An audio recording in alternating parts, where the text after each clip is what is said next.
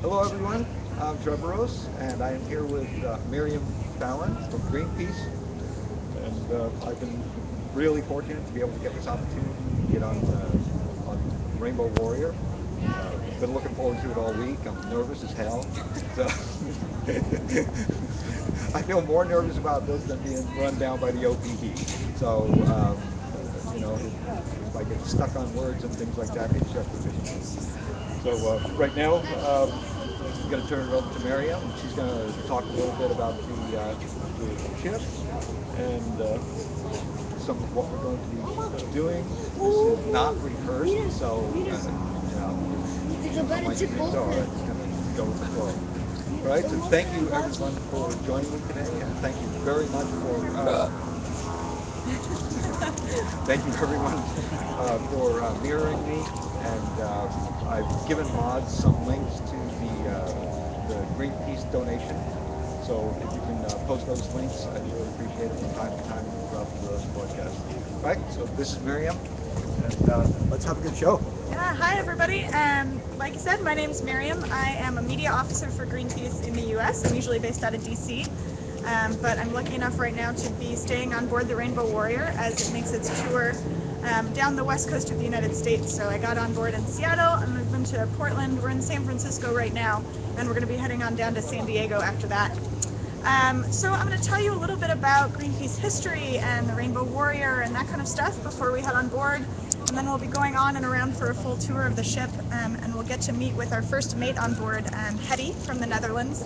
And Hetty's going to be able to speak a little bit more to her friends and colleagues who are currently in prison in the Russia, the Arctic 30. So a little bit about me first, just so y'all know who you're talking to or watching. As I said, my name's Miriam. I do media and communications work, so I write a lot of press releases and talk to a lot of reporters and things like that. I've started with Greenpeace about 4 years ago as a volunteer in Chicago. I was working on the campaign to shut down the Fisk and Crawford coal plants, which some of you may have heard of. We won that campaign, those plants are shut down, and I ended up with a job. So I'm pretty happy to be here and happy to have you all watching and joining us on the Rainbow Warrior. So a little bit about Greenpeace history for folks that don't know much about Greenpeace.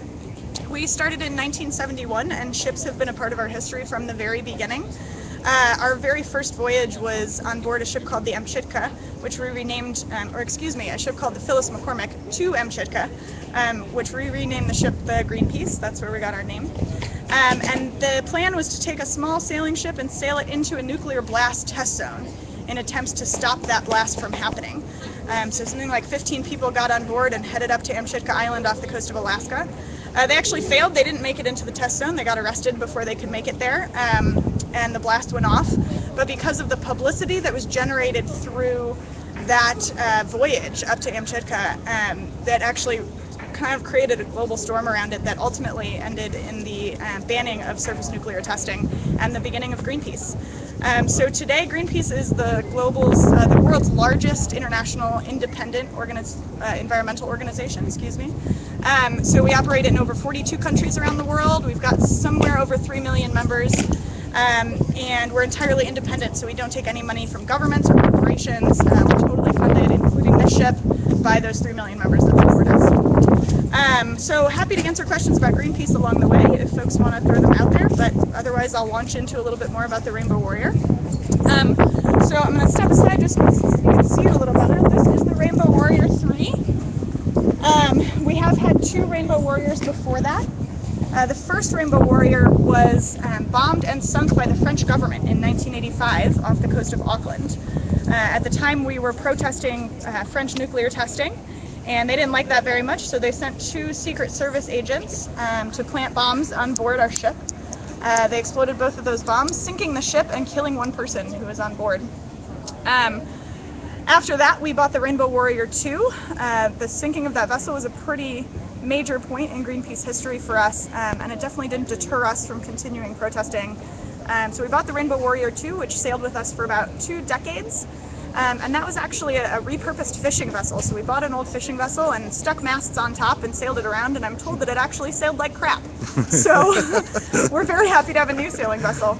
The Rainbow Warrior 2 we donated to an aid organization in Bangladesh, so it's actually still floating and it's working as a floating hospital, providing medical relief around that region. And now we have the Rainbow Warrior 3. This is the first ship that's been custom designed and built specifically for Greenpeace from the ground up. So we're really, really excited to have it, and the crew likes to say that it's a ship built on dreams. When we started coming up with the idea for the ship, we asked everybody that had crewed the ship for what they would want out of a Greenpeace ship if everything they could want could come true, and they made a huge wish list of everything they wanted in a ship, and that was handed over to the company that we worked with to design the ship. And out of their dreams came the Rainbow Warrior 3. So it's 2 years old. It just had its second birthday in October, and it's just completing its full circumnavigation around the planet. So it's now touched every continent except Antarctica, and has been all over the world campaigning and raising awareness and talking to folks everywhere. So a little bit about this ship specifically before we go on board and actually get to take a closer look at it. Some interesting specs: it's 190 feet long, or as we like to tell the kids that come out, the length of 2 blue whales.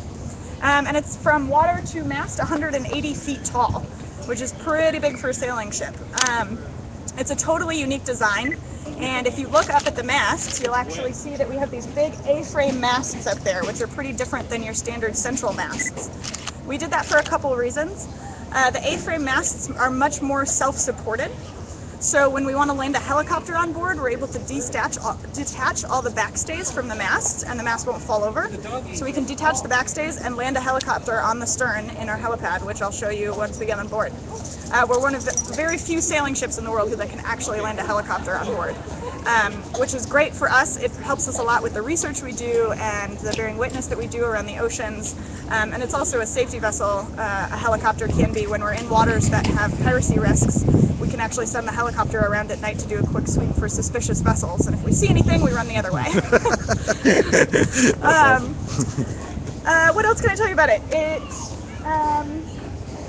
has a lot of unique designs and state-of-the-art sailing technology, and we'll get to take a closer look of all of that on board. If there's any questions up front, or Troy, if you have any questions, happy to answer those now. Somebody asked, where did the name Rainbow Warrior come from? That is a great question. The Rainbow Warrior, the myth of the Rainbow Warriors, is actually a Native American myth, I believe from a tribe in Canada.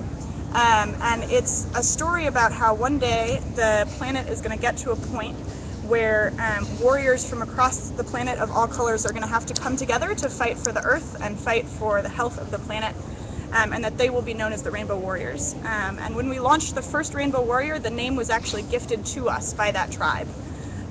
So they liked the work we did, and we had been working with them. I wish I could remember the name of the tribe, but they gave us the name to use for our ships. Very interesting. Yeah. Okay. All right. Does anybody have any questions before we go on board right now? Right now, I just want to say, the connection is just kind of crazy out here. So, if I drop or something like that, if a couple of mods can let me know in the chat that I've dropped, that would be helpful. I'm not going to believe just one person. I've learned my lesson there, so I need it confirmed by a couple of people. Once we go on board and below deck, I'm going to have to shut down and restart, because I've been told that I'm going to be able to use a MiFi down there. So I'll have to. There'll be probably a 10-minute drop, and I'll post that in chat when it's about to happen. So now you can leave the chat open now. What I would like is if the chat gets disabled once we're on board and we're having our discussion and more of an interview. I would like that to be really very interactive. Yeah, I can tell you a little bit more too about kind of the crew and life on board before we go on board as well, so people know what to look like. Okay. So Greenpeace does have our ships unit, and we actually have 2 other ships in operation right now in addition to the Rainbow Warrior. We also have the Esperanza, which is currently in the South Pacific working on our oceans campaign. And then we have the Arctic Sunrise, which sadly right now is in Russian hands, and we'll tell you more about that once we're on board and speaking with our first mate. But here on board the Rainbow Warrior and on board all of our ships, the permanent crew spend 3 months on and 3 months off. So 6 months a year, the ship is their home. and they do live Wow. on board. And I can tell you it's actually quite a comfortable home. I've been living on board for a couple weeks now and thoroughly enjoying myself. Wow. But so the standard crew for this ship is 16 people, but it can fluctuate between 15 and 17. And at the moment we have 16 people from 14 different countries, so it's a very international crew. We've got folks That's from great. all over. Our captain is American, comes from Oregon, Seattle, that area. And our first mate is from the Netherlands, our second mate is from Panama, and our third mate is from Spain. So, Wow. and we've got folks from everywhere. Which is really exciting for us as Greenpeace because it really represents us as an international organization and also means that we can take a lot of voices with us who have a wide understanding of environmental issues around the world. Sure. So the standard crew includes, as I said, the captain and 3 first mates who are in charge of security and navigation and all that kind of stuff. We've got the chief engineer and 2 engineers under him. And then we've got a cook on board all the time. Right now we've got Ronnie from the Philippines, who is absolutely wonderful and been feeding us amazing food. And then we also have some deckhands and the bosun, and at appropriate times we can have a medic or other things like that. So generally it's 16 people running the ship, but we actually can sleep 32 people on board. So that means that in addition to those 16 people, we can bring campaign staff or independent scientists, photographers, climbers, whatever we might need for a certain trip or voyage out there we can have on board with us, which is great. And it does mean that we can do a lot of independent research and a lot of different actions at sea, which is, what we're all about. So, Right. yeah, anything else I can say to that? No, actually, you said the next stop is San Diego Yeah. from here? Yeah, from here we're heading down to San Diego. If you're in the San Diego area, we'll be open for free tours to the public next weekend, Saturday and Sunday from 10 to 5. If you happen to be in the San Francisco area, you can come on down to the ship tomorrow from 10 to 5, get a free tour. And you leave here the 19th, is that correct? Yeah, we sail out of San Francisco on the 19th, which is Tuesday. We're aiming to be under the Golden Gate Bridge around 4 if anybody wants to come see us sail Oh, away. that should be interesting. Yeah. Okay, yeah, that would be a nice, a nice fun Yeah. voyage. We tried to do it in the morning on the shot. way in, and it was so foggy that the crew couldn't see the Golden Gate Bridge till they were right under it. They looked up and said, "Oh, there's the bridge." So we didn't really get the pictures we wanted, but Okay, yeah, okay. Kat, I'm going to leave the questions for Free the Arctic 30 when we're on board. And as far as Paul Warson goes, do you have anything that you'd like Paul to say about Watson Paul from Sea Shepherds. Warson? I honestly don't know much about Paul himself. I have a lot of respect for Sea Shepherds and what they do. He was with Greenpeace for a long time and decided that he wanted to start his own organization, which I think is great. And I've known a lot of folks that have sailed with Sea Shepherds. We actually have an oceans campaigner for Greenpeace that used to sail with Sea Shepherds.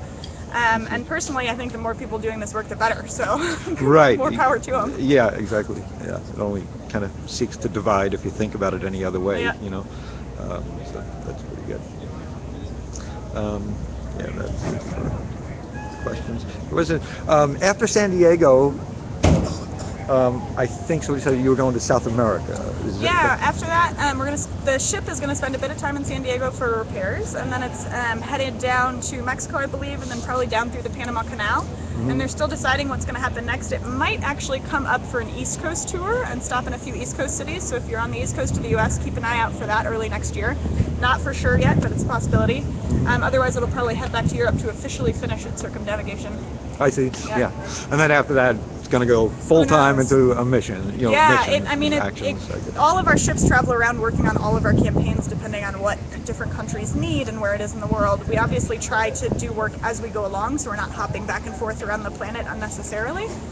So they kind of plot the ship's course and figure out what needs to be done along the way, and different countries, different offices of Greenpeace around the world can get in touch with the ship's unit and say, hey, we have a need for you at this time, can you come down, can you help us with this action or this research or whatever. Right. Kind of play around and send them off accordingly. Somebody is asking, what do you think about the pipeline being built and the support in the U.S. government for it? Good question. Yeah, I'm assuming they're referring to the Keystone Pipeline. Yes, right. Greenpeace has come out really strongly against the Keystone Pipeline for many reasons. Not only is the actual building of it going to be destructive, and the potential for oil spill is going to be huge. Yes. But we just can't start bringing up tar sand oil. It's disgusting oil. It's one of the dirtiest forms of oil, and regardless of that, we can't keep burning fossil fuels at the speed we do. Right. I went to a conference like maybe a year ago with James Hansen from NASA, and he stood up and made the very blatant statement that if we drill for oil in the Arctic, and if we open up tar sands for drilling, and we continue with fracking, it's game over. Not because of the destruction that will happen locally. Tar sands in Canada is a disgusting practice that's doing horrible things to native lands. Oh, absolutely. But just for the climate itself, we can't burn that carbon. We can't do it.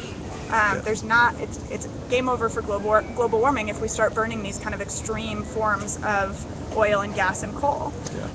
So between coal exports in the US and tar sands in Canada and Arctic oil drilling, we just can't burn that fossil fuel, regardless of all of the other terrible impacts that come along with extracting tar sands and building pipelines through communities and everything else. Right, we're using carbon fuels to dig up carbon fuels. And I think, we don't win.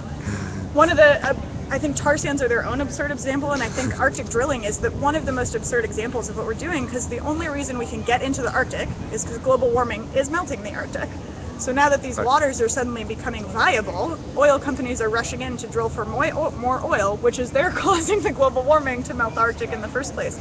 It's this just silly loop that we're getting ourselves into. And we've got to stop it. I mean, there's no other choice for us as a species. Rise PDX is asking, do Greenpeace activists get attacked by infiltration or drama or other attacks? Yeah, sure. You know, we've had our moles and our plants, and we've been spied on and all that kind of stuff. I'm assuming he's referring more to the kind of inside game. So we have our own security measures, but to some point we also, want to trust that most people in the public that want to join us are there for the right reasons, and we act accordingly. And then we do definitely get attacked more blatantly and with violence. The Arctic 30, which again we'll talk about later on in the interview, but it's a perfect example. We're an entirely peaceful organization.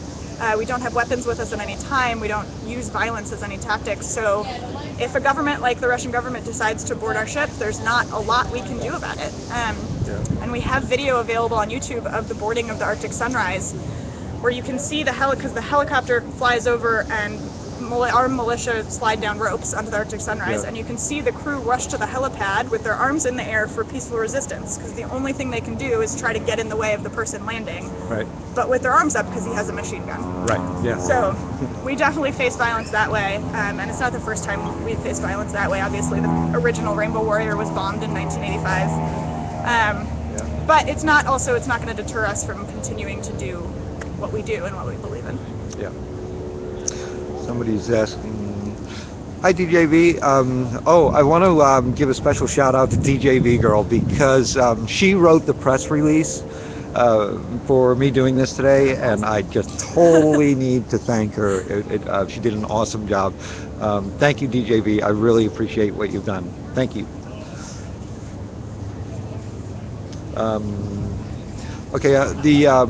The connection, I'm doing the best I can until I get on the ship. It's going to be a little bit come and go.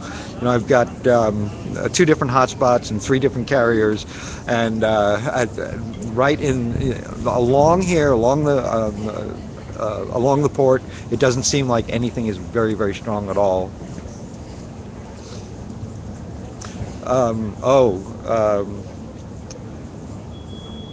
Fuzzit is asking, what do you see regarding Fukushima?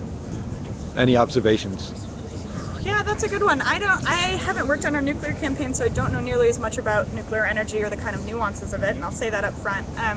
I do know that Fukushima is a pretty huge disaster, and I hear a lot from different people about the extent of how bad it is, so I don't want to speak to any specifics because I don't know for sure. I don't think many people know for sure the extent of it. Yeah. I do know the crew told me that on board the Rainbow Warrior we have desalinators with us, so we can actually make our own fresh water as we go, which is great because it means we can stay at sea longer because we don't have to carry as vast supplies of fresh water. But they were sailing from South Korea to the U.S. to Canada, and had to run away from a typhoon and ended up next to Japan and turned off all of their desalinators because they didn't want to take in ocean water because of the radiation levels from Fukushima. And I wish I knew more about the specifics of it. It's one of those things that's on my list to read up on appropriately. Yeah, really.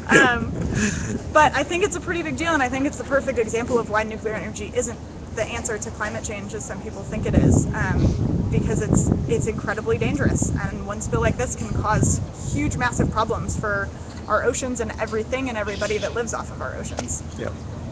And this is a statement from Vicky Nine. Her daughter voted for the Green Party, and she's very environmentally motivated. Great. So, but, I think we're going to be moving in a little bit. I think if you guys have any more questions right now, now would be a good time to ask them, because once I go on board, the stream's going to get shaky and everything like that, and I'm just going to try to keep the best connection that I can. And mods, feel free to please just let me know immediately if anything goes down. Catwoman, thank you. Yes, this is pretty damn cool. Great. I'm excited to show you all around the ship, because the ship is fantastic. I've been having a great time getting to know the crew and living on board, and the crew is great. Many of them have been sailing with Greenpeace for years and years and years. Our first mate started with us in 1999, and he's been on board our ships ever since, who you'll all get to meet a little bit later. It's a great group of activists on board that do a lot of amazing work all over the world on a whole variety of issues. I'm excited to show you all around. Fleece 3 is asking, are any of your guys paid? Yeah, absolutely. We have permanent ship crew that transfer in and out of our different ships, and they come from a variety of backgrounds. A lot of the kind of upper folks, the captains and the mates, they come from nautical backgrounds. So Hetty, for example, who y'all meet, our first mate, she used to be the captain of tourist ships out of Amsterdam, because a lot of tourists go to Amsterdam for sailing and get sailed around. And she loved sailing, but wanted to do something with more purpose than just sail tourists around. So she came to Greenpeace, and it was exactly what she was looking for. Yeah. One of our engineers actually worked on Russian nuclear submarines for years in the Cold War.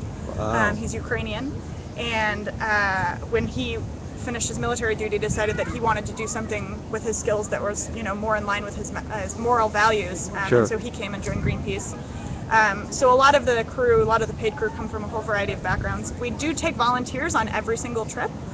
So a lot of the deckhands and the bosun and folks like that who are now paid staff started as volunteers and kind of got trained and worked their way up. Because we do want to try to make the ships available to a large range of people that might end up working with us once or for years to come. Sure.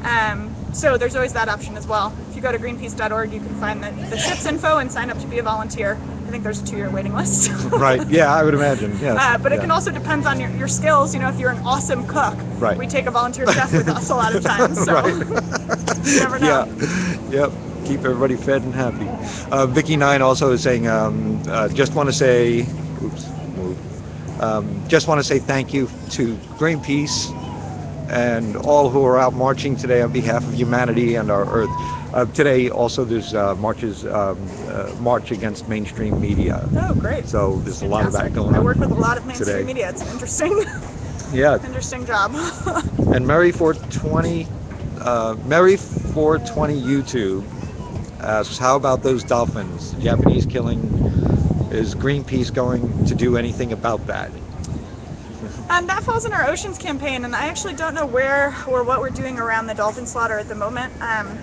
We have an ongoing whales campaign that lately has been focused mainly on the kind of legislative and diplomatic side of it to make sure that companies are holding up their treaties against whaling and things like that. I don't know. That's a really good question that I should know the answer to. I don't think at the moment we have any active campaigns around the dolphin slaughter, but that we're supporting coalition partners is my bet. Yeah. But I'm not 100% sure. Yeah, there's a lot to do. There's a lot to do. And it's one of those things that there's a lot of issues that we want to work on and just don't have the resources for it this time. The Keystone XL is one of them. We're out against it and we're working with coalitions, but we don't have the resources to launch a full-blown campaign against the Keystone. Yeah. And that's something we kind of battle with and deal with all the time, is that there's so many issues, and while we're a very big organization, we do still have limited resources. Yep. Okay. Alrighty, guys. So I guess we're gonna head on to the ship. Anything can happen in between here and the ship. I kind of like to see if I can just talk to people that are coming off the ship that have been touring it. But you know, if that doesn't happen, it's not a big deal. For the most part, I'm glad you guys are with me. And if I drop or anything like that while I move the camera, I've got a lot of equipment to try to kind of move around so I can get on the ship. So I'm going to leave the stream up. I'll be back in a second. I got to put on my backpack and a jacket because it's getting hella cold out here.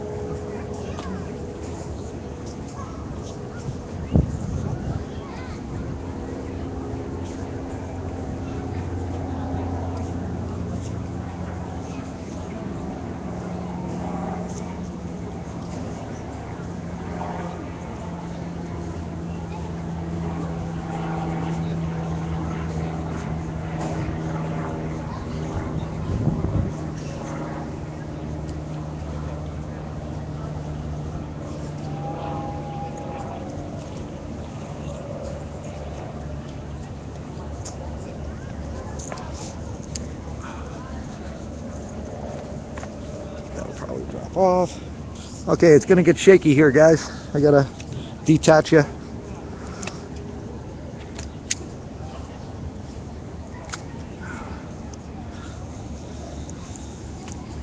Probably making you guys seasick right now, but I can carry the tripod again too if that's easier. okay, yeah, that'd be cool.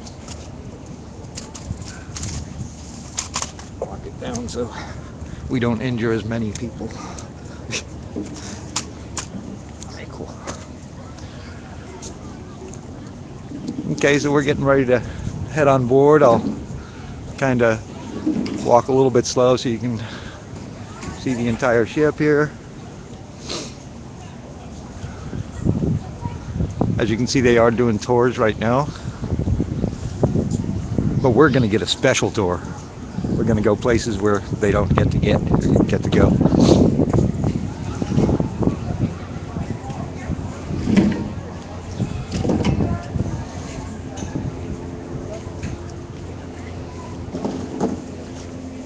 Alrighty, let's go on board.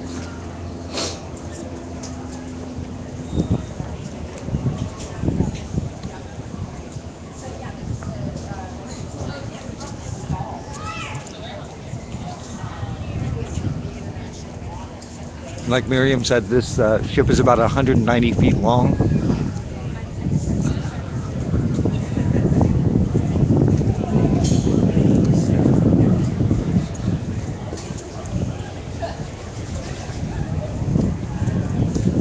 That's the line waiting to go on a tour that you're seeing right now.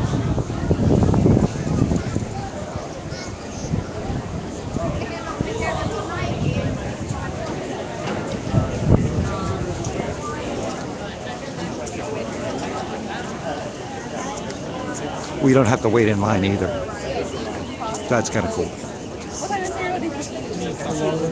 Wrestle ordered legally in international waters. Can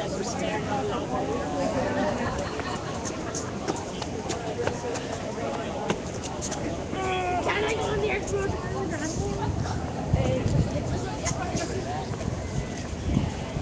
All right, so come on aboard. We're gonna head up the gangway.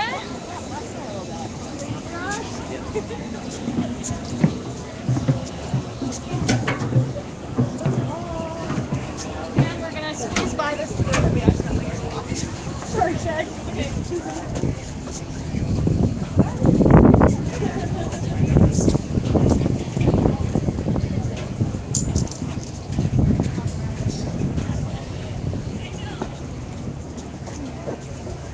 Alright, so we're going to pop around the back way to avoid this door a little bit.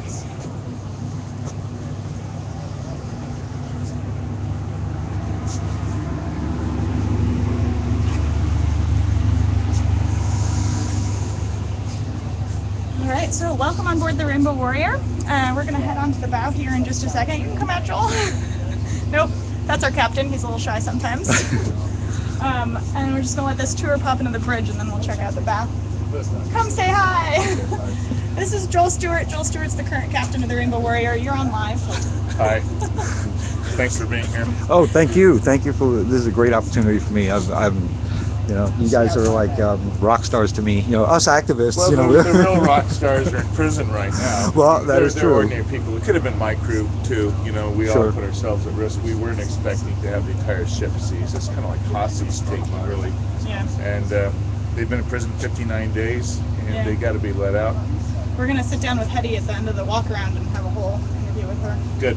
Okay. All right. Cool. Thanks, Joel. Hey, Righty. Joel, how Thank many you. years have you sailed with us? 23. 23 years. Wow, you've seen some things. All right, so come on board. We're gonna head straight up onto the bow so the tour can go on, and I can tell you a little bit more. Another member of the crew. Very good at mixing from different places and different cultures into party or something.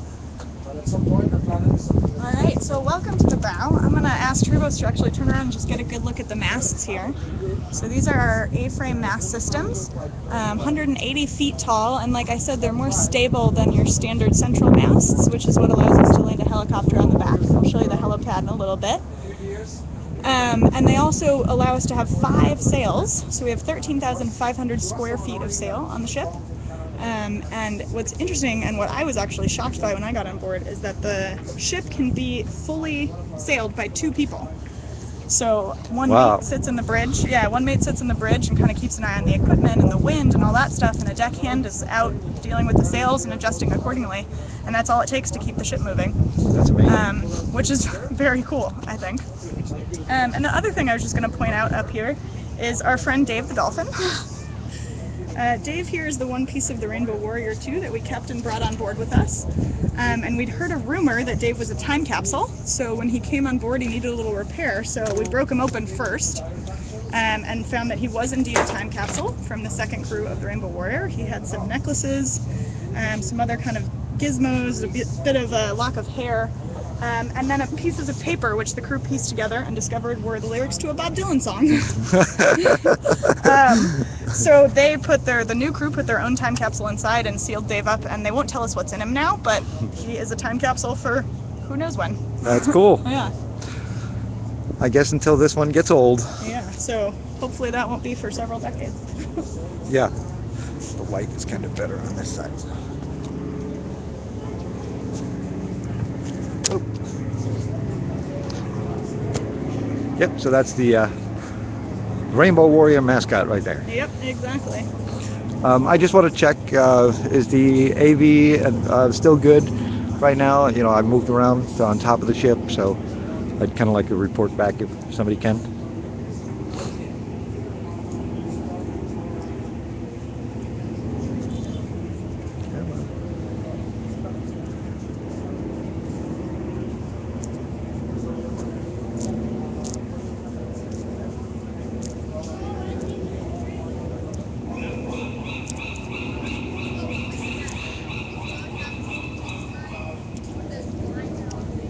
Okay, thank you, DJV. Really appreciate when people get back to me every so often, because especially now, the connection's in and out, so. All right, so why don't we pop into the bridge, and you'll get a bit of just what the deckhand in the bridge is talking about with the equipment, and then once that tour filters out, you can get a good shot of kind of the sailing technology and everything else that's in there.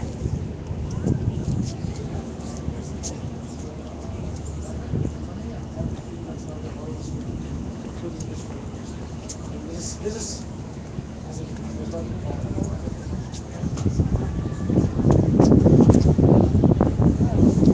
So we'll just pause here for a second and wait for this tour to move on, and then we can take a look at the bridge. So this is where is kind of command central of the ship that we're going to go into, where all the technology and information is centered, and how it is actually sailed and worked as they go along. So as I mentioned, 2 people can actually deploy and sail the ship. Obviously we have more crew on board, because if 2 people did it 24 hours a day, they'd go insane. So the crew, while they're at sea, do 4-hour watches. So you're either on the 12 to 4 watch, or the 4 to 8, or the 8 to 12, and that's AM and PM. So that means that some folks are up very early and up very late, but there's always one mate and one deckhand on watch at all times, and they're in charge of making sure that we're on course and going where we need to be going and everything else that gets done. Yeah. Yeah. So we're just gonna hang out here a little bit. There's a tour on the bridge right now, so we're gonna wait until the tour leaves, and then we are going to go into the bridge, and we'll be able to kind of look at all the geek stuff. So all you gearheads, you're gonna get a little nice geek tour.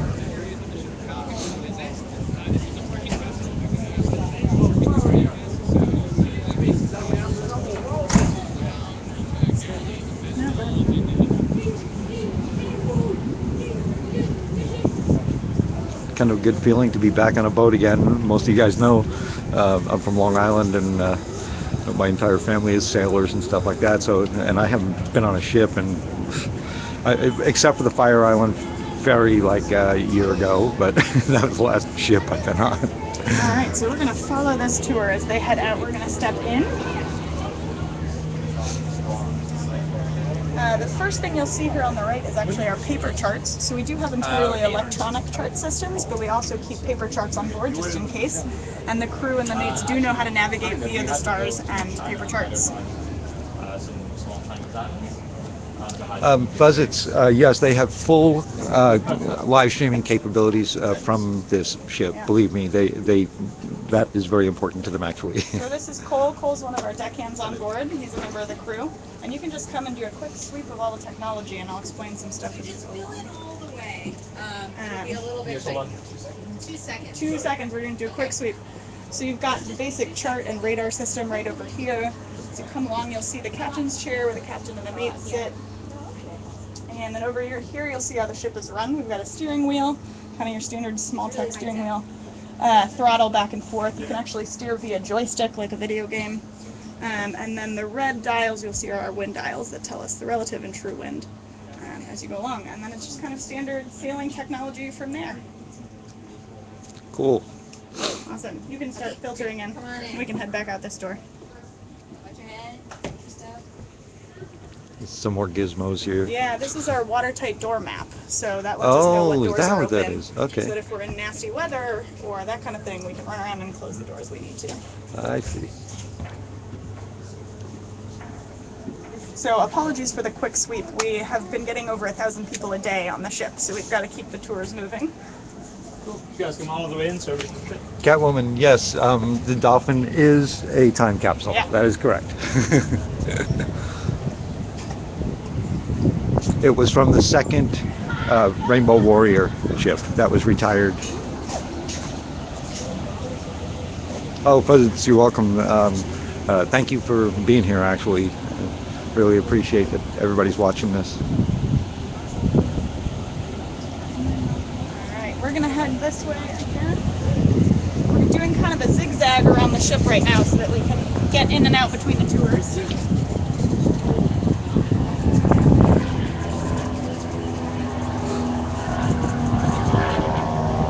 So I just thought I'd pause here and point out one of our little boats that we keep on board. This is one of our RIBs, which stand for rigid hulled inflatable boats. So a lot of people, when they picture Greenpeace, they picture us kind of zooming around in little boats, taking action, things like that. That's these. This can be launched from the side of the ship by 2 people in under a minute. So we can get out and move in very quickly, which can be very useful if we're, say, trying to avoid a coast guard or get to an oil rig before someone stops us or things like that.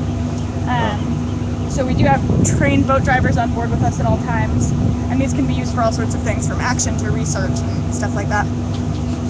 Somebody says, I think we should all volunteer. Wait till they get a load of us. Come on down. The more volunteers, the better.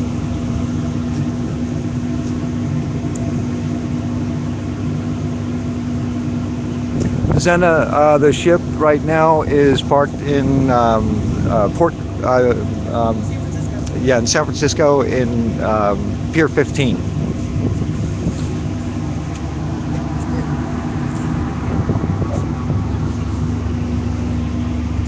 Alright, so we're going to pop down to the next level below us, and this is where we're going to get to look at the helicopter pad.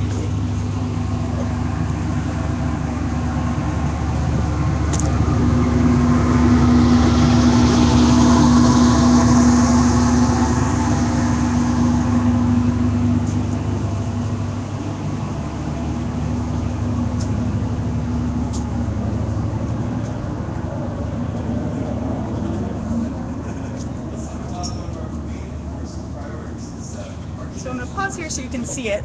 This is the helicopter pad. You'll see the big yellow circle there. That's actually where the helicopter can land. So normally we don't sail with a tent, obviously. This is just for events. But when we land, we can take down all the backstays that are supporting the mast. And then these kind of rails that you see over here fold down to create a little bit more room. And a small helicopter can land right there. And then once the blades of the helicopter are taken off, it can fit right here. So the helicopter actually fits in our storage bay. Yeah, this is a garage helicopter for those of you that don't have one. Yeah. So right now you'll see that there is no helicopter inside, and it's just general storage. We don't own our own helicopter. When we think we're going to need one for a certain trip, we'll lease it and take it with us, and appropriate helicopter pilots and everything with it. But so for now, it's just general storage. Now that feels like a pretty insurmountable problem. Like, how do we? 3D 30, nice big banner. I'm a printer, so I like seeing big printed things. Yeah, we do a lot of that. Look at that. This is the heliport right here. Tide detergents. It's the second ingredient on the back of the Nutella label after sugar. It's palm oil. It's even in toothpaste and cosmetics. It makes things creamy just for the consistency. You'll even see in the name here, Alright. palm olive. So we're going to continue this way and actually take you inside the ship now to see a little bit of how the crew lives. The crew does live on board 6 months a year, so we don't generally take all the public tours through the ship. But for you all, you're getting a special treat. Because these companies want to keep us happy. And in order to keep us happy,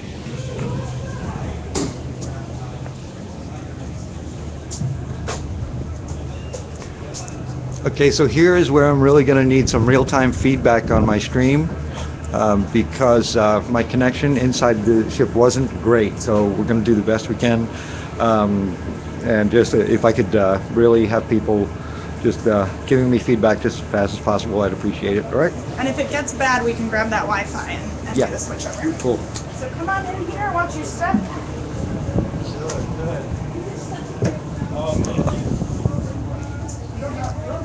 So this is what's called the wet room, which is kind of the first entrance from the outside into the rest of the ship. So when the crew's out at sea and they're actually working outside, they often get wet because they're at sea. So you come in here, you strip off all your gear, hang it up. There's drains in the floors, all that kind of stuff. That's where we keep the safety equipment. And if you follow me through here, you come into the quarters. Just shut that door behind you.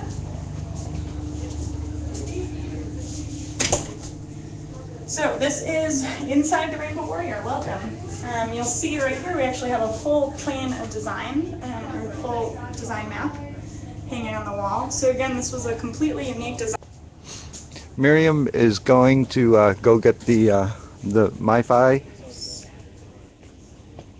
and then I'm going to switch over because I'm pretty uncomfortable being this deep kind of in the ship. With such a weak connection anyway.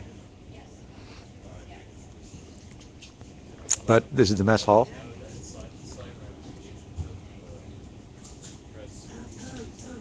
How's it doing? Nobody's getting back to me, which is even scarier. Okay. Helping the Friends of the Russian River in their efforts to try to get Sonoma County Board of Supervisors Oh, they're saying to initiate and develop a tree protection order that would protect some of the trees. AV's good. Okay. So we keep going? No, we need about Concerned 100% increase in runoff, which will cause us to have higher, more frequent flooding here. So our flood problems are not getting less, they're becoming worse here on the river. The people 100% increase in runoff, which will cause us to have higher, more frequent flooding here. So our flood problems are not getting less, they're becoming worse here on the river. The people here in this particular location are going to be drastically affected by that.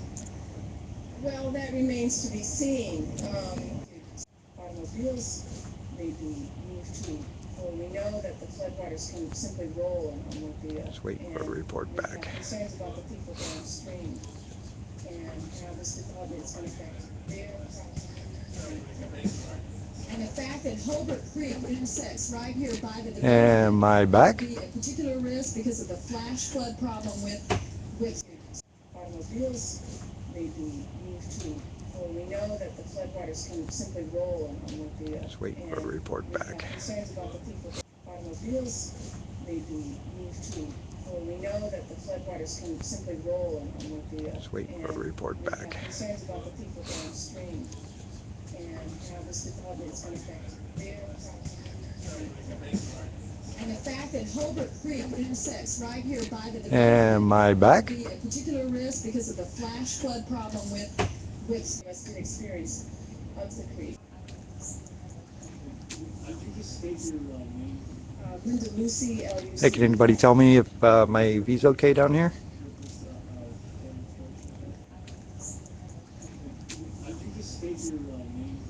Linda Lucy, LUC. Hey, can anybody tell me if my V's okay down here? I'm a member of Friends of the Russian River, and I'm also a member of Greenpeace, and I'm also an interested, concerned citizen of the area. Can you hear me now? Very concerned with loss of trees in Sonoma County. Our redwood resource is dwindling at an astonishing rate, much faster than it can regenerate itself. We're losing trees, such as on the site, you can see the backhoes attacking the roots. Right now today, these trees along the corridor will be sacrificed to mitigate future traffic. And we also have problems protecting trees, and how that will affect the environment is a concern. Runoff. You can see the chat, but the stream is frozen, and I've asked in the chat, and nobody's responding at all. Linda, you are on RN, correct? That's right. So you're concerned with people's welfare as well as the tree runoff. You can see the chat, but the stream is frozen, and I've asked in the chat, and nobody's responding at all. Linda, you are on RN, correct? That's right. So you're concerned with people's welfare as well as the tree? That's right.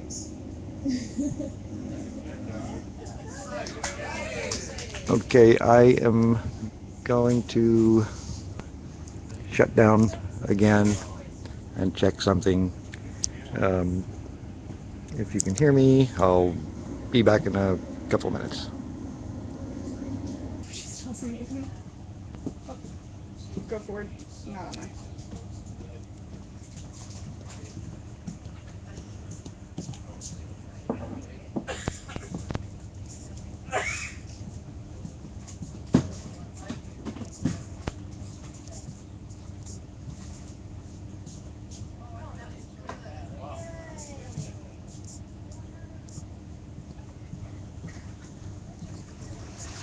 Oh, cool, they're sharing information about how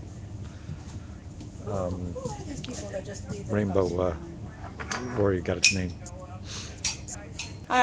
So I'll try to pick up where we left off.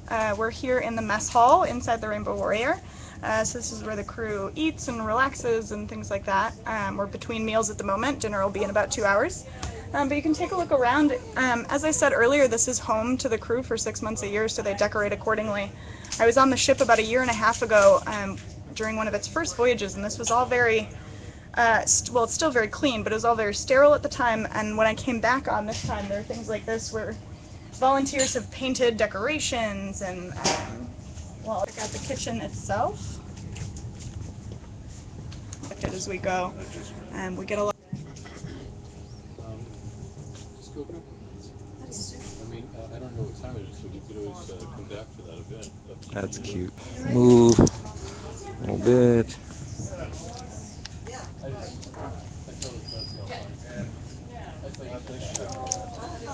Going a little bit faster. The ship can sail, just on sail alone, at 15 knots, which is actually very fast for this size ship. So we're going to continue right on out this way.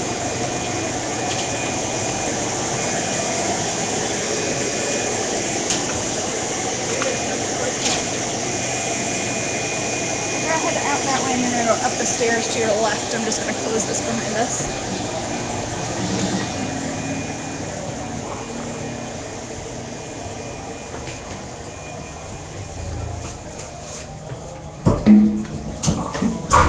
Going up some of these stairs are like climbing straight up walls. Wait, I can give you an idea of how steep this is.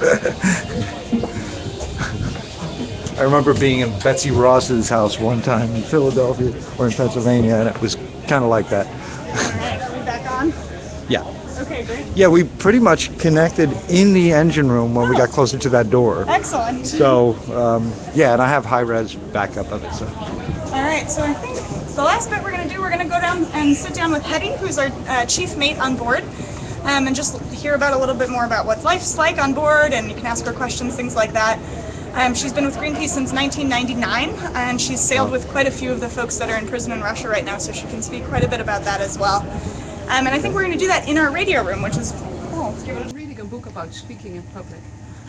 And they talk about the worst thing what can happen is when you do a speech and people start walking away.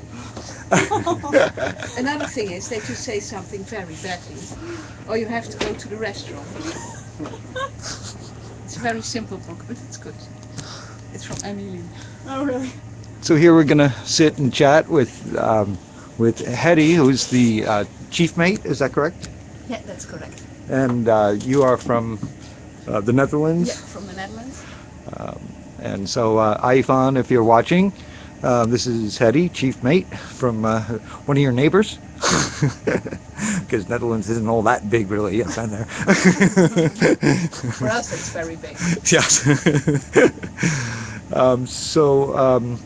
I'm waiting for people to ask some questions in my chat, but we wanted to talk a little bit about the Arctic 30, and I know you have some very personal experience with some of these people that are detained right now.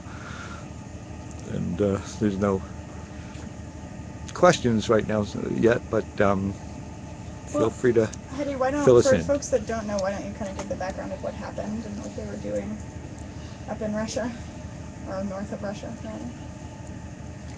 rather? Greenpeace has 3 ships, as everybody knows: the Arctic Sunrise, the Rainbow Warrior, and the Esperanza. We are now on the Rainbow Warrior, and on the Arctic Sunrise they have been doing a protest. I think that's 61 days ago.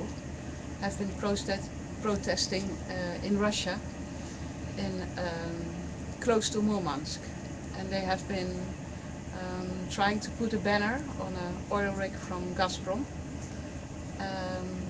And 2 days later, or 1 day later, they were in international waters.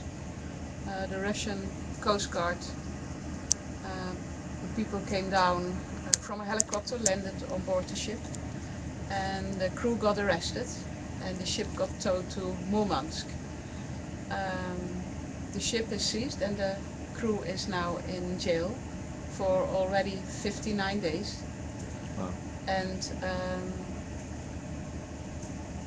yeah, and they are charged of piracy and hooliganism, and of course only for a peaceful protest. This is ridiculous. Yeah. And I understand, I think you sailed with the captain that is detained, is that correct? Yeah, the captain of the ship at that moment was Peter Wilcox. He's from the US. Mm-hmm. And yes, I sailed a lot with Peter. He was the captain on my first trip in Greenpeace in '99. And also on this ship I sailed twice with him. Actually, he was the captain who was on and off with this captain we have at the moment. Oh, really? Oh, so he sailed on Rainbow Warrior as well. Yes, I see. He is the one who sailed on the first Rainbow Warrior, was there when the ship got bombed. He sailed on the second one and also on Can this you one. talk a little bit about that, the first Rainbow Warrior that got bombed? Yeah, it got bombed in '85. Pete Wilcox was on board. Dutch photographer was on board and got killed. And got bombed by the French. Yes. Did they? What was the reason behind it? What were they doing that the French decided that they needed to sink it? And they were protesting in Mururoa about nuclear testing there. And they didn't, of course, agree. So that's why they decided to put a bomb. And for a while, I think if I read it right, they didn't really know who did it or something. Was it the French Secret Service or something like that? Or yeah, it was the French Secret Service. Yeah, that's correct. So it wasn't even, a publicized thing. It was just so. How long did it take for Greenpeace to find out that it was the French Secret Service?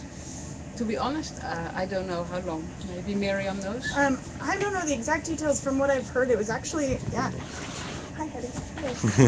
It was actually fairly quick. I believe it was two Secret Service agents, and I might have this wrong, but from what I've heard, they were caught the next day. Oh, really? And we actually ended up Greenpeace took the French government to international court over it, because for us it was very important that the general public in the world knew that it wasn't some rogue mission or an accident or somebody acting against orders, but that it was actually a planned and scheduled mission by the French government to destroy our ship. So we took them to court and won in international court and got a fairly large settlement, which doesn't make up for the loss of the ship and certainly not the loss of life on board. But it did provide us with the funds to buy the second Rainbow Warrior. Oh, I see. Okay, so.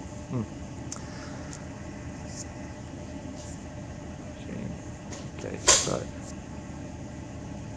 so if anybody has any questions for either Hetty or Miriam, please post them in the social stream, and one of the mods will post them in the chat that I can see it.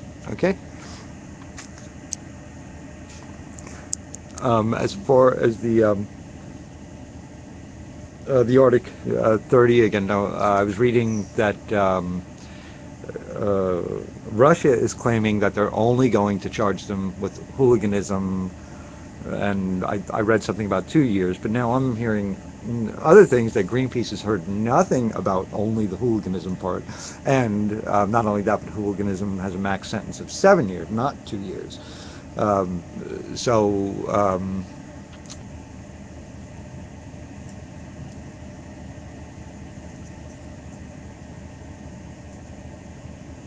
Okay, so now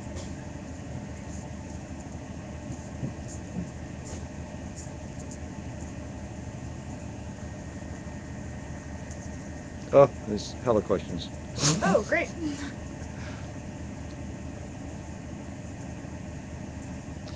Okay, so Eidolon has a question. I'm sorry, I lost the communication of the stream. I'm glad that you guys were watching it, but I was not receiving the text portions. So let's see. Eidolon asks legally, how did they board the ship in international waters?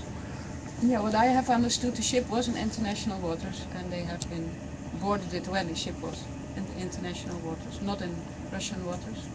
So they just didn't care about the law. Yeah. They just. Every international law expert we've talked to have said that the boarding was illegal, and that the piracy charges are illegal or unfounded, and it seems that the Russian authorities are just choosing to ignore that.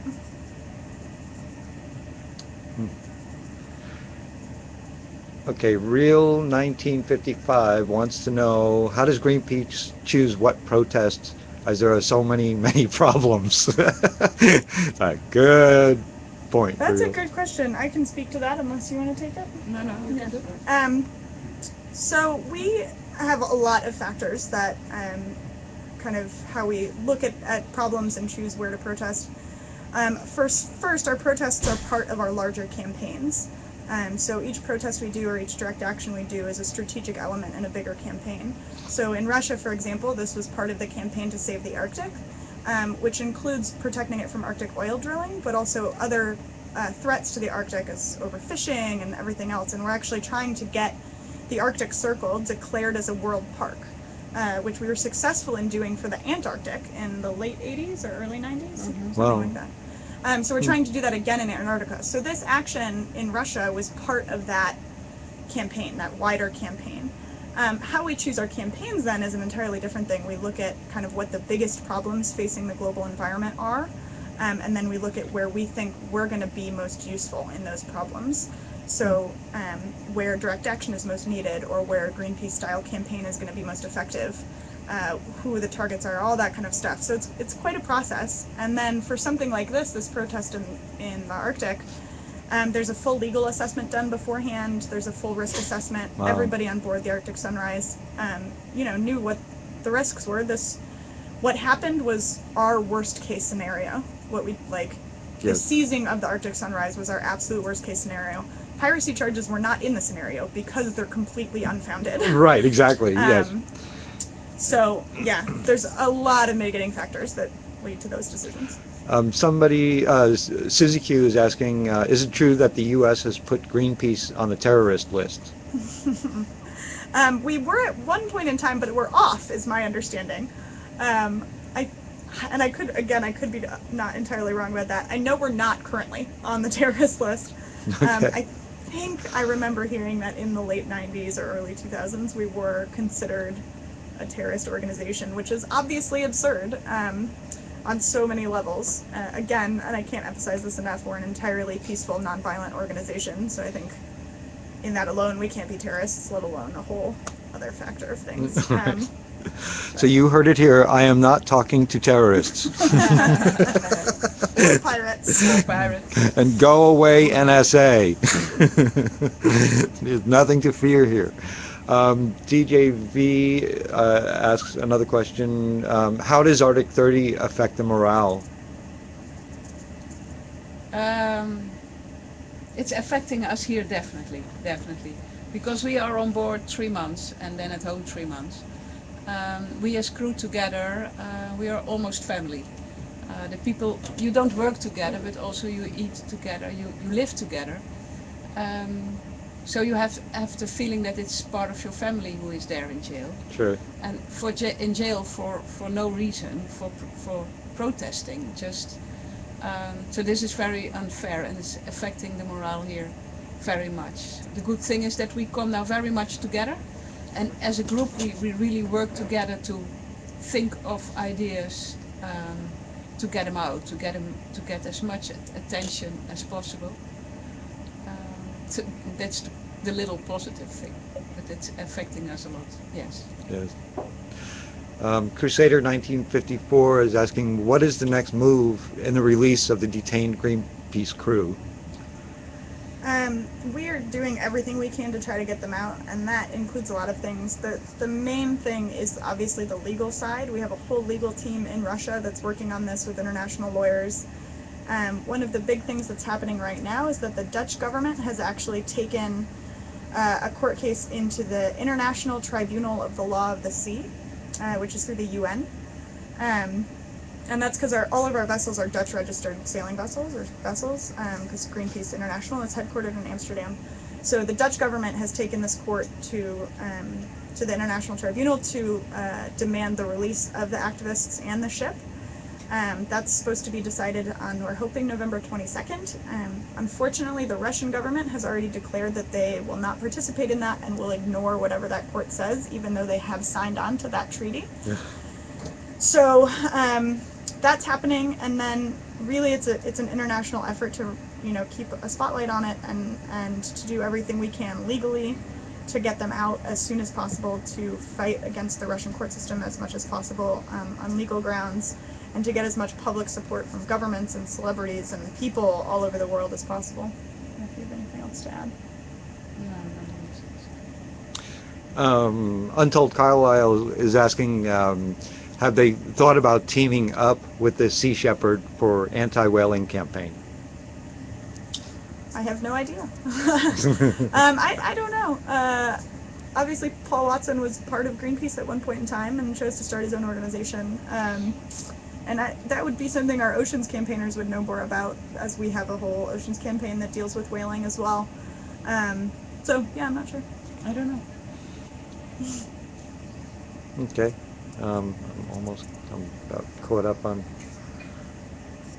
the questions. Anybody else have anything to say or anything that you would like them to talk about? Scrolling through. Hetty, you're getting compliments. You're a very strong woman. And Eilon says he's been following Greenpeace for years and loves everybody. And Opinionated says, on one hand, Russia is giving temporary asylum to Snowden, Then on the other hand, charging Greenpeace with piracy and holding 30 political prisoners. That's, yeah, that's interesting. I've never even thought of that, actually. Mm-hmm. I obviously know about what's going on with both of those things, but I never made that connection. Right, exactly. Well, yeah, I was just thinking, with the irony of the disaster in the Philippines, we sent 300 troops there. Supposedly Osama bin Laden started, hit our buildings, and we send, 100,000 troops after one person, and there's an entire country that needs our help, 97 million people that need our help, and we send 300 people. That's where the United States priorities are, and it kind of makes me sick and embarrassed to be an American, actually. Well, and the other thing I'll mention about the Arctic 30 too, I think especially in the States people don't necessarily realize this, but of the 30 people there's 18 different countries represented. So it's quite an international group, and only 2 of those are Americans, and one is a dual citizen. So Pete Wilcox, the captain, he's from the States, he's from Maine. And then Dima is a dual citizen between the U.S. and Sweden. Yeah, Sweden. Yeah. But they're the only Americans on board the ship. Everybody else comes from all over. There's several Russians on board, a few people from the UK. But it's a really international crew that is drawing the attention of a lot of different countries because of that. That's probably what they have in their favor the most. It is multiple actually a countries. blessing, Yeah. So. And DJ V Girl is asking, how can we help support the Warrior Crew and the Arctic 30? And I think, mods, I gave out a link, if anybody still has it, for the Greenpeace donation link. And I don't know if there's any other things that you can suggest. Yeah. If you go to greenpeace.org, it's right on our homepage is a Free the Arctic 30 banner where you can sign the petition. And we've got well over 2 million people now around the world who have signed on to ask for their release. That will, you can sign that anywhere in the world, and it will send a letter to your Russian ambassador. So if you sign it here in the States, it'll go to our Russian ambassador. And so if wherever people are watching from, they can sign that petition, and it'll be sent to the appropriate ambassador. Okay. And then I would say follow us on social media. We're having global days of action kind of rolling. Today is actually a global day of action. There's thousands of people in 42 countries was the last count I heard, over 200 cities doing demonstrations today. And if the 30 stay in prison, we'll continue that kind of action. And the more people that can participate, the better. So if you follow us on any of our social media channels, you'll get updates about that. And just to stay involved and keep spreading the word. Yeah. Yeah. And opinionated. I think this question has been answered already. Where are Hattie and the crew on this ship heading to next? And do they have a time frame on that action? We're heading down to San Diego next. If you're in the San Diego area, come out next weekend. Free tours, Saturday and Sunday, 10 to 5. After that, where are you all heading? After that, it will be probably Mexico, Colombia, and then back to the east coast of the US. Mexico again, east coast of US. And we're actually with this ship doing a tour around the world. So in the end, we will end up in Europe again, where we entered to first met Turkey, Greece, probably that area, and then back to the Netherlands, Germany. Okay. That's so you've been on the ship like since its maiden voyage. Yeah, I've been on board on the maiden voyage, but we are not always on board. We are at home on board 3 months, and then we are 3 months at home, and then again 3 months on board, 3 months on board. I see. At home. Ah, okay. And Nordkeys is asking, didn't Greenpeace expect such a response? As far as the Russians attacking the ship. It's interesting. We expected a response. So we actually did the exact action that we were trying to do this summer. We did it last summer, successfully, with our international executive director, Kumi Naidu. He successfully scaled the outside of the oil rig, hung a banner, stayed there for 15 or 16 hours, peacefully protested this oil rig, came down, and left peacefully after several days of taking action and peacefully protesting. So we were doing it again because we want to make sure that everybody knows this is not a one-time thing, but it's an ongoing process to attempt to find oil in the Arctic. And this drill that they were at, this rig, is most likely going to be the first oil rig to successfully tap oil. Nobody's gotten oil out of the Arctic yet. It's just a lot of companies doing a mad rush to attempt to find oil. Wow. So once they actually successfully find oil, it's, it's Christmas for them. Right. So we wanted to make sure people know that this rush is happening and then to delay it as much as possible. So we did this action last summer, and we're trying to do it again this summer when the ship got boarded. So, we thought there was a chance that there would be a much stronger response than last summer. We prepared the crew and the activists as best we can. Obviously, everybody who participates with Greenpeace in an action like that does so voluntarily, knowing the risks. Sure. But again, piracy charges were not... Wasn't even on the radar. It wasn't in our worst case scenario. Our worst case scenario was that the Sunrise would be boarded and seized, and that the crew might be held, but would most likely, some of them might get some trespassing charges or something. We assessed the risks and the possible charges, and piracy wasn't one of them because it's completely absurd. Yeah.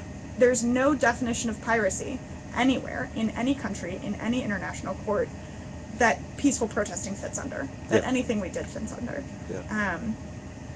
So yes, we were surprised by that aspect of it. Absolutely. It's quite shocking to be charged with something like that for what these folks did and to be held for this long and facing the kind of extreme charges that they are. Okay. And Fuzzits is asking, has the MSM mainstream media ever done an interview with Greenpeace like this? And if so, and if so, why or why not?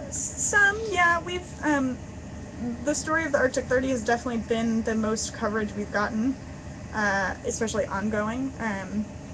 And we've gotten some of the big outlets. CNN recently sat down with the mother and daughter of of Dima, one of the Americans on board, and did an extended interview with them about having their relative in Russian custody. Same with Pete Wilcox's family has done several interviews with mainstream media. We had a story on the front page of the New York Times maybe a week and a half ago about the Arctic 30. This intimate, I don't know about that, but we do our best to get into the mainstream media, make sure that people know what's going on with the story, try to reach as many people as possible, but we also love these kind of more intimate interviews with folks that want to get to know us on a more intimate level. And or do you have problems with the mainstream media staying on message, or do they always want to, change it around? How do you control that? No, you do the best you can. Yeah. We just want to be as honest as possible and get, behind everything we do is science, right? So behind all of our campaigns is a basis of science. And unfortunately right now, government officials and heads of state all over the world are ignoring science. Yeah. So what we want to do is help get that scientific evidence and get that science out there, and in the process to do the best we can to slow down or stop completely the environmental destruction that's happening around the world. Sure. And because governments and corporations are taking so long to act, not acting at all, or actually doing the opposite of what they need to be doing, sometimes we need to take direct action. Yeah. Eilon asks, can you appeal the boarding to The Hague? I'm not actually sure. Yeah, I don't know how that would work. I know, as I said, the Dutch government has taken it to the International Tribunal of the Law of the Sea, which is part of the UN. I'm not sure what other kind of global legal actions we can take. I'm sure if there are, we are doing them. We have a very real and large legal team working on this, sure. Including our lawyers, but also other international lawyers. And we've gotten a lot of support from groups like Amnesty International and other environmental nonprofits and human rights organizations. So there's a lot of people working on it. Mm-hmm. And Rise PDX is asking, what do they think about mainstream media silence on most of these issues our planet faces? That's a constant battle of ours, I think. Yeah. I went to journalism school. I thought I was going to be a journalist. And I think there are still some good mainstream media outlets, and there's definitely some good reporters in the mainstream who are trying to do their best to report the real stuff to the outside world.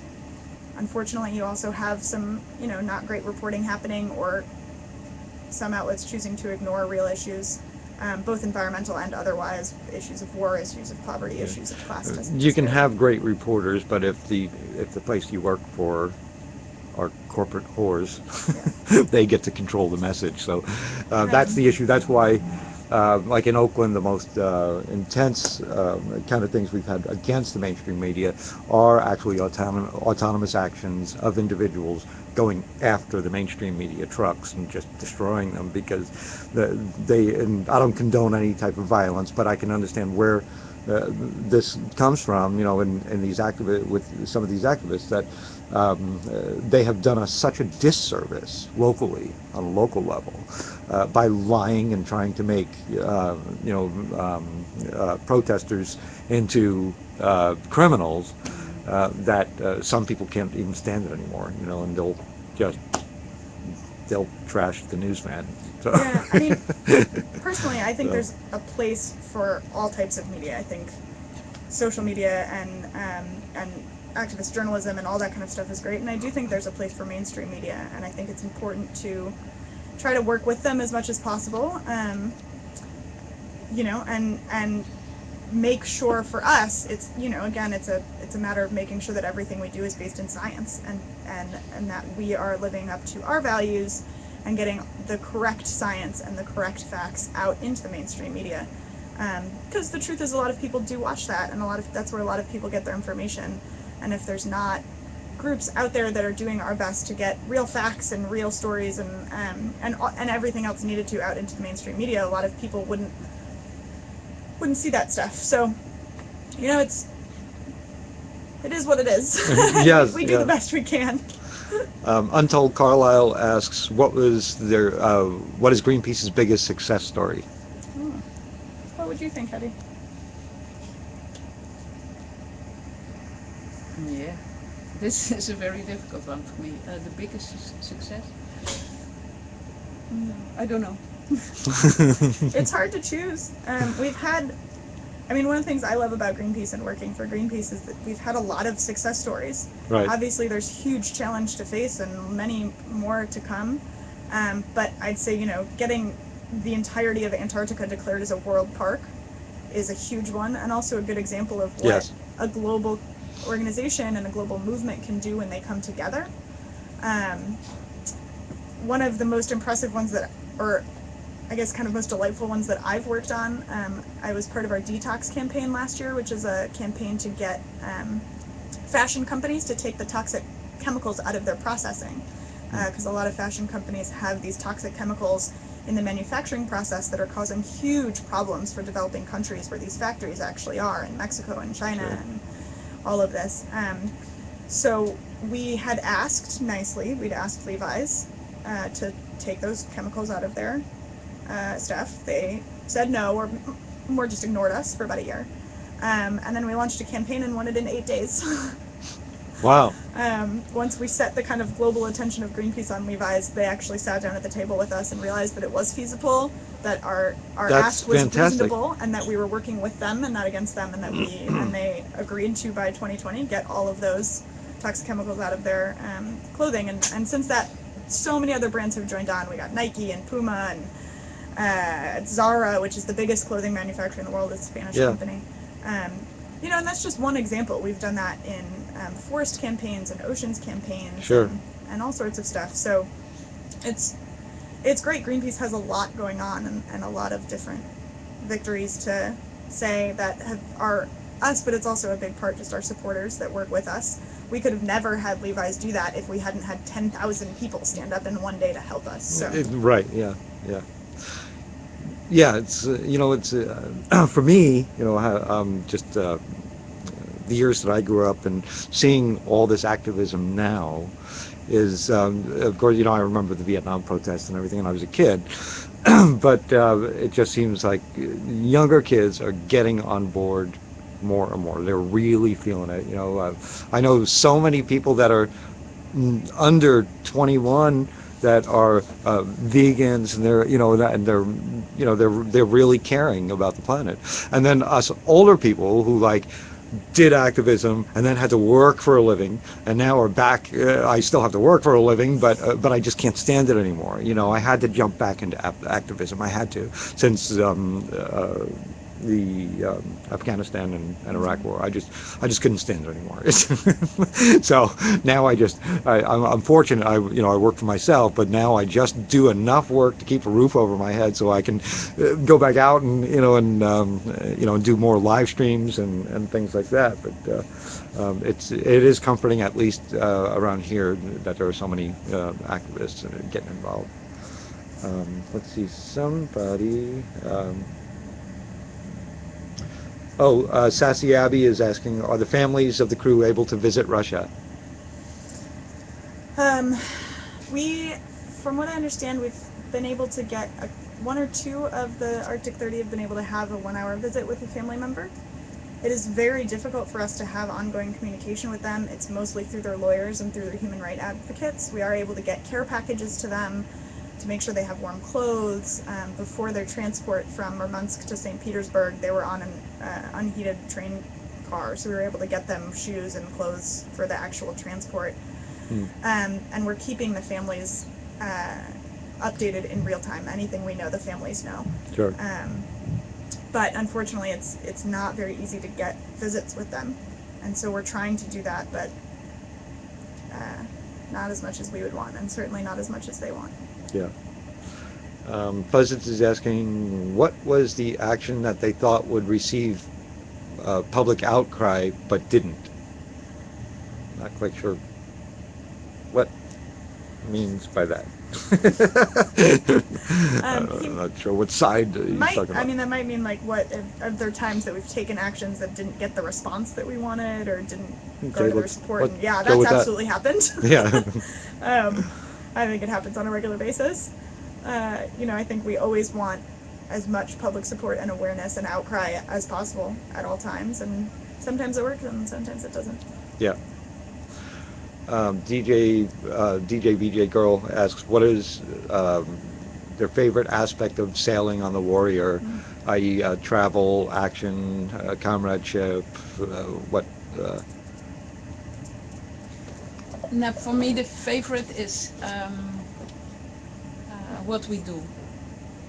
What we do is sailing around the world and giving people who don't have a loud voice, helping them to give a stronger voice.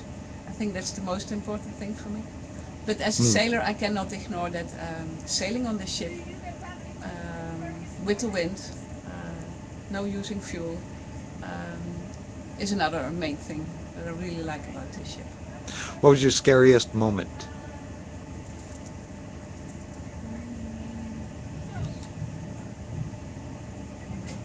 It's difficult to answer. I think the scariest moment has not been sailing on this ship, because scary moments you avoid if you're a good seaman, and you don't come in scary moments. I think in my Greenpeace career, the scariest moments was once when Brazilian loggers were protesting against us instead of we against them. Oh, wow. But in the end it all it all went well. And in the end we all sat together on the helideck and spoke with each other, and was a very good end. But the moment before that was a bit scary for me, yes. Sure. And Johnny Greed asks, do you think that the world will change in time to save itself? I hope that the world will change in time to save itself. Yes, I hope as well, very much. But we have to do something. Yeah. I'll say this, I think it can change in time to save itself. But it'll take a lot more work and a lot more understanding than currently exists, which is, why Greenpeace is here. So it can. The solutions exist, and if they don't exist, they're near existing. Sure. And I hope that it does. Yeah, there's a lot of work to be done, that's for sure. And I have this motto when I get depressed that I don't, but I don't see things moving fast enough, because I am kind of like I want it now, but realistically, I realize I'm not doing this for me. I'm doing this for the future generations. So I just keep on thinking, just one person at a time, just change one person at a time. If you can just keep on doing that, and keeping that kind of focus, then it's that's really what it's going to take. Actually, I think it's just everybody evangelizing, more or less.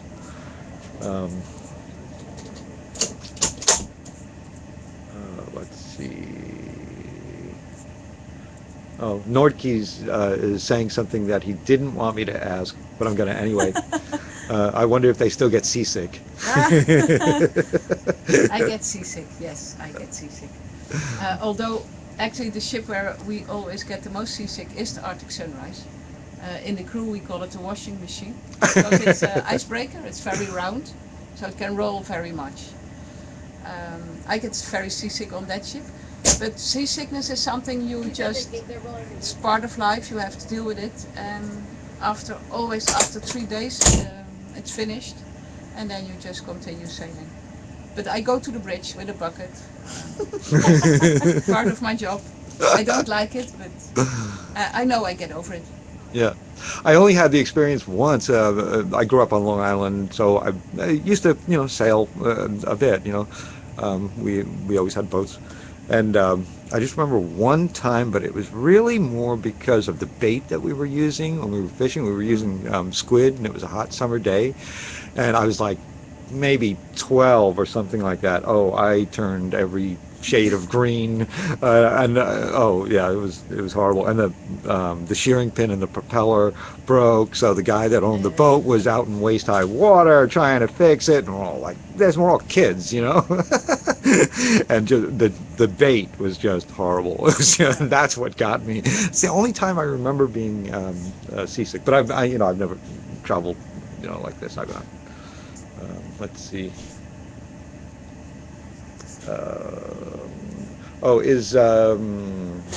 Is Greenpeace membership growing? Yes, all the time. Pretty consistently, even in the U.S., even through the economic crisis, we didn't lose members. I think we kind of stalled in gaining them, but we didn't actually lose members, which is great. But yeah, it's constantly growing. Fuzitz also asks, how were you received in the port here when you came here? Great. Yeah. The West Coast tour has been amazing. We've toured over 5,000 people through the ship, probably 6,000 with today. San Francisco's been wonderful. Last Sunday we had 1,022 people come see the ship, which is phenomenal. Yeah, it's been wonderful. That's awesome. Opinionated is asking, who are the better, larger supporters so we can support them? As in people? Well, I think if you wanted to reiterate about that Greenpeace does not take any corporate things or anything like that. Yeah, Greenpeace is totally independent, so we don't take any government or corporate funding. We are almost entirely funded by small monthly donations of people donating $15 to $50 a month, and that's from our members all over the world. So we do have celebrities who support us, or folks like Lucy Lawless, or known as Xena. She's actually an activist with us, has done quite a few actions against Arctic oil drilling with us. So we've got some folks like that. Both this past week, both Madonna and Paul McCartney came out in support of the Arctic 30, which was great to see. Wow. Okay. Yeah. And then, how is the ship received at ports generally around the world? This ship, very positive, very positive.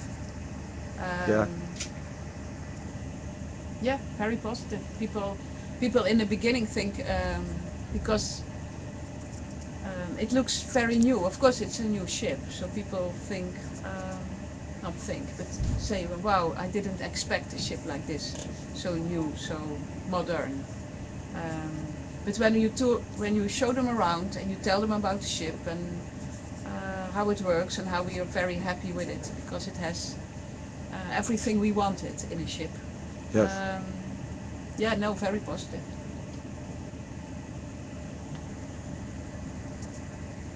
Well, Real 1955, he's asking, you think mankind will wake up in time to save itself, or are we just buying a little time before we must die off from our... oh, and as a follow-up, does it seem like there is an acceleration in the awareness level of the folks around the world? I've only been doing this for, I mean, even just as an activist, I've only really been an activist for about 4 years, a little over. And I feel like there has been in 4 years, but I don't know if you can speak more. Had you been with us for much longer?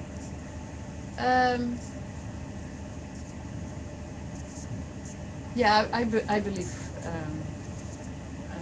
Can you repeat the question again? Sorry. Does it seem like there's an acceleration in the awareness level of the folks around the world? Increased participation and general awareness about some of the things that's going on globally. Yeah, I think so, and I think the main part is that people are more informed these days, and yes. not only we have been with this ship in Asia, for instance, and in the past people didn't know. Also because of internet, and now with internet and with the media, with Facebook, people get more informed, and I think this makes that awareness is much better. Yeah. And I think also, like you see now in the Philippines, what happened just now. Sure. It's very obvious things are changing, and I think people are more aware. Yes. I Yeah. think so. Yeah. Somebody's asking also, would the families need passports to get into Russia for visits for the Arctic 30? Yeah, they would. Yeah. There's no emergency way around that, huh? No, not that I know of, not for something like that, unfortunately. Cronchem is asking, that is a big tour crowd, going back to the question about the thousands. Do you get crowds like that in all ports? No, even more. In Brazil, I remember, I think a day, almost 5,000 people waiting in a row for hours to see the ship. Wow. Yeah. That's Yeah. fantastic. Yeah. Huh. That's raising awareness. Damien asks, is this mostly a woman's ship? I guess you all have seen the female side of it. No. It's still a seafarer's world, and still the men are... we have a crew of 16 on board, and I'm in the Works Council of the Greenpeace International, the ships department, and we always fight to have at least 3 women on board in this crew of 16, and that's not always possible. So no, this is a coincidence. Okay. DJ V Girl says, please tell these amazing women they're inspiring, and I personally am going to do everything I can to support their mission. Thank you. Thank you. And especially get our friends free. Yes. Nordkeys asks, how much of Greenpeace's actual protest and or action compared to raising awareness through dramatic media actions? Oh, well, I mean, all the direct actions we take, we promote through the media, so I guess you could say that they're one and the same. Right. Nothing we do is ever specifically just media. It's not something made up for the media. We take action when it's appropriate and when it's strategic for our campaigns, and we want to get that in the media. Obviously, it helps us raise awareness and helps us get the support needed to really make a difference around the world. Yeah. You'll see that we're on a working ship as people keep coming in and out. Yeah, and I'm kind of precariously set here. I don't mean to block. No, it's people. fine. There's other ways around. Okay, there's a lot of comments. Wondering if they have an opinion on the global uprisings and how they can connect into the environmentalist, connect into the environmentalist, then it stops. Yeah. Greenpeace is very aware of the fact that a lot of the issues that exist around the world intertwine with each other, and that environmental issues are directly tied to human rights issues, which are directly tied to labor issues, and so on and so forth, and that this is, you know, a worldwide movement that needs to happen to save the environment and to make it a livable environment and society for everyone. So I think I'll speak personally because I can't speak for everybody that's involved in Greenpeace, but it's exciting and scary to see, you know, the revolutions that are happening in Turkey and in the Middle East, and Sure. I think it needs to happen. And again, that's, you know, I don't want to speak for everybody in Greenpeace, and I can't speak for everybody in Greenpeace, but a lot of the issues that are talked about with Occupy and with, you know, Turkey and the Gezi Park involved environmental issues as well. And the worse the environment gets, the more intertwined